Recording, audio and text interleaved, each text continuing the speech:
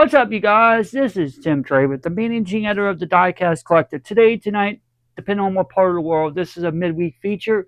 Don't worry, I'll do a theme day on the other side of this for both channels. I also want to let y'all know that I did go to the store today, found a few new cars. So there will be some new ones coming available soon. So stay tuned for that. I'll talk more about that when those actual cars do come up. But let's just get into this. And I forgot to mention that on the blog channel as well. I'll mention that on the theme day. Also, I want to let y'all know it's funny. I told this story before on the blog, but I'll tell it here as well.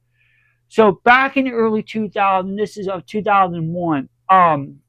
So this is actually a car, very heavy. You can hear it. It's not. This is not a typical. This car is not typically like a lighter car, like something else that you like. I'm holding this Ferrari off camera, this race car. This is a lot more lighter than that thing. That is a actual brick, believe it or not. This car is a brick. Back in the day, in the 1990s and early 2000s, we would take the actual bottom of the car, where the actual rivets are, drill them out, make sure all the rivets gone. We would pull the car apart, rip the tires off, glass, the interior, the whole 9 yards. Then we would take the paint, strip it all the way down to bare metal. And then what we would do was put everything back so it's just a hollow shell of the car. Got nothing in it. We would take a string, we would take fishing line, wrap it around, and then we got right up here, we would strap it like all four corners, making sure it doesn't break, because this is pop metal. Then we would tie it off on the top. Basically, what we did was take that car, use it as a weight, and cast it a country mile out there to kind of, go fishing with.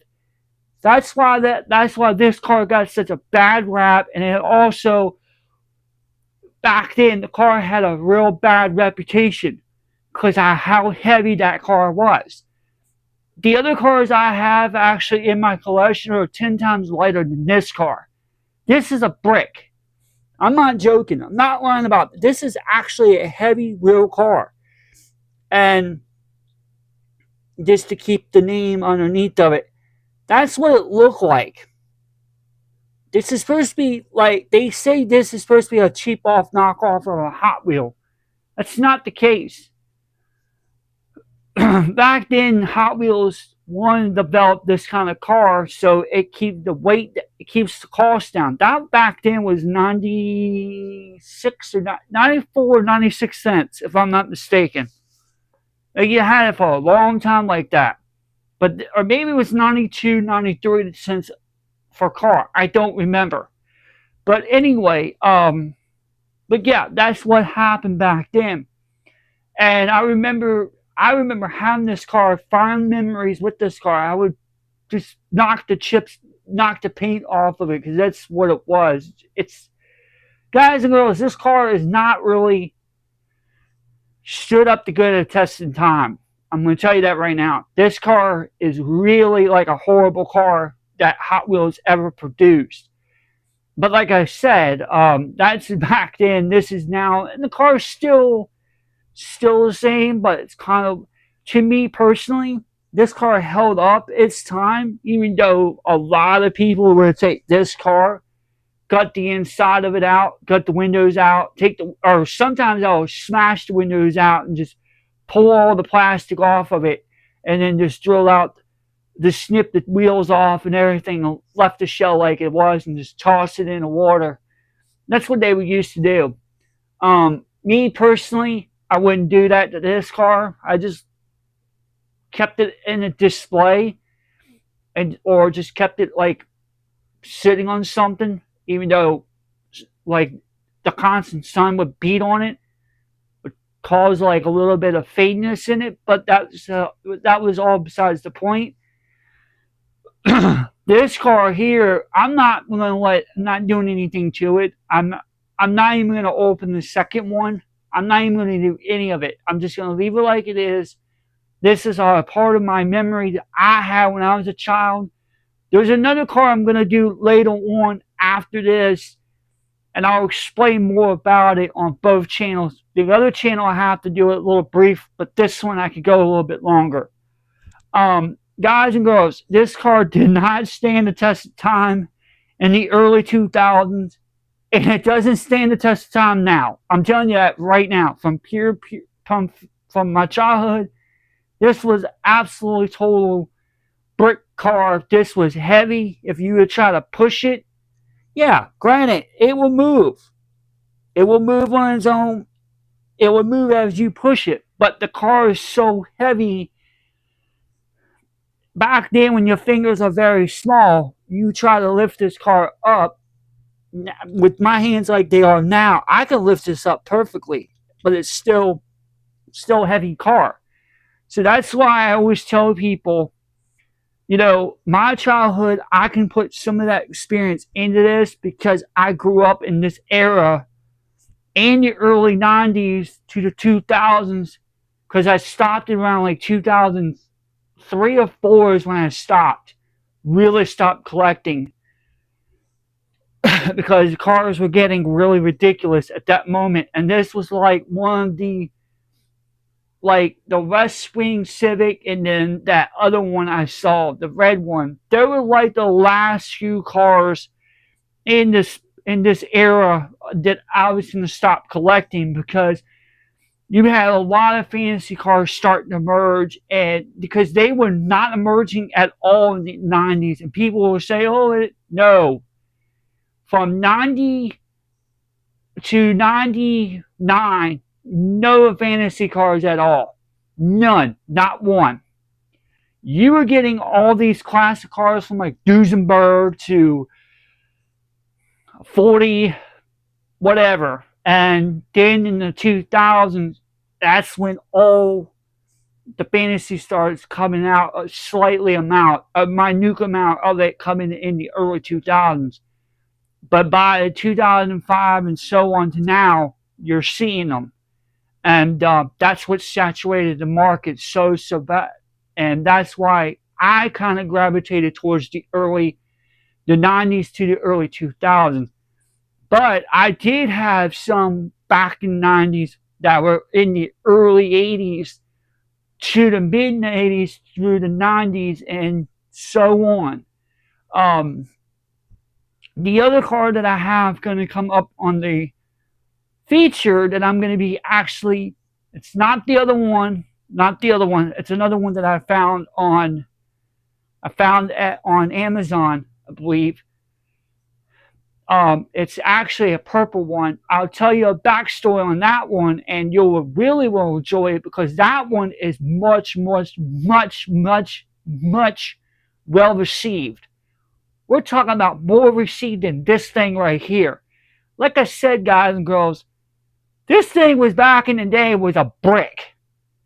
And if you were to try to take this on a gravity fed type track, it would stop dead in its tracks, because that's how slow it was. I remember, I'll tell you another quick little story. This is a quick one. Back when I was a kid, I think I was in I think I was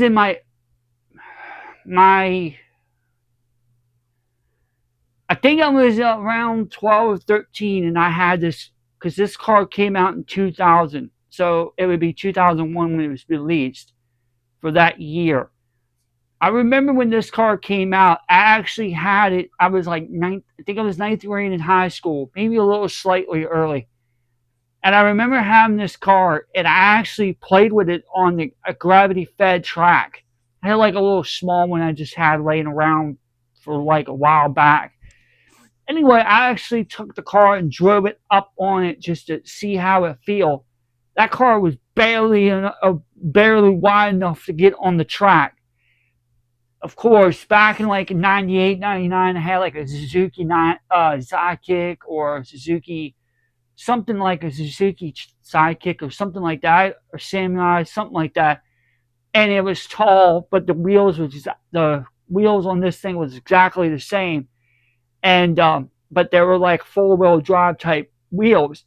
And you would try to push it up the ramp, it wouldn't go because of how narrow the ramp was. So if you have something like this, like me, if you're like around my age or slightly older, and if you remember this car, I'm not saying it to be insulting no one, just saying in general. If you had this car from like my time or a little slightly older than me or around my age, you would probably remember this car. You remember how bad this was. There is a lot of bad reception from this car, and people just didn't like it, and they are still. It's not bothered by it today because by that standard back in the day, it was a lot different than it is today.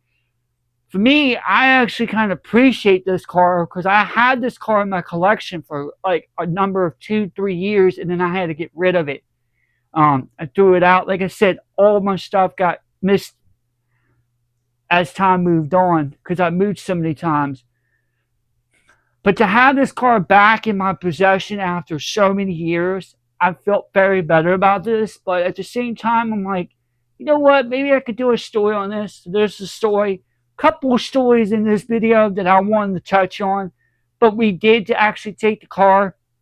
I heard people say it allegedly. I would say allegedly people would take that car, gut it, everything, put it back together, put actual fishing wire or fishing line and fling it out in the middle of the water just to catch whatever kind of fish they were, because that's what that was, considering like a boat anchor just drops right down in the water. That's how heavy that car was for its time. But like I said, that's a alleged story. I wouldn't really say alleged story, but you can put it alleged. But that's what that's what a lot of the horror stories I heard about this car. But anyway, guys and girls, I'm going to go ahead and get off here. I'm going to put everything in the description box and below, the package, what's open, package, the color, all that good stuff.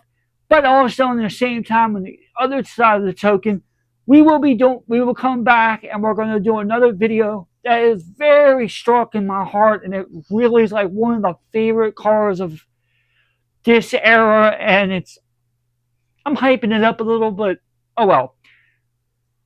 This next car I'm going to be bringing it to y'all is going to have a lot of receiving to it. So it's going to be a little bit more better. And I have a lot of memories. And I also have a backstory behind the other color of that variation of this car as well. Not this car, but the next one coming up here in a few. So if you like this kind of video and more, if you like my storytelling, you like how I iterate things in my past to these cars, by all means, go ahead and hit the like, share, subscribe, tap the bell for notification, set that thing on all, go do the thing on both channels. Tim from the Diecast Collective blog, and Tim the Diecast, that's my blog channel. I keep it separated from my main. We're on 100 subscribers, so just keep on listening, tune in, and you will like it. And we have more cars coming up in a few. So, and on Saturday, I forgot to mention this, we have a something super cool on Saturday that I'm going to be putting out for y'all. So stay tuned for that and more.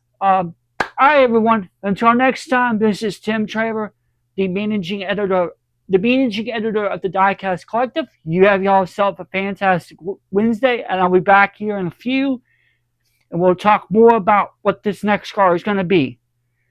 Until next time, we're out.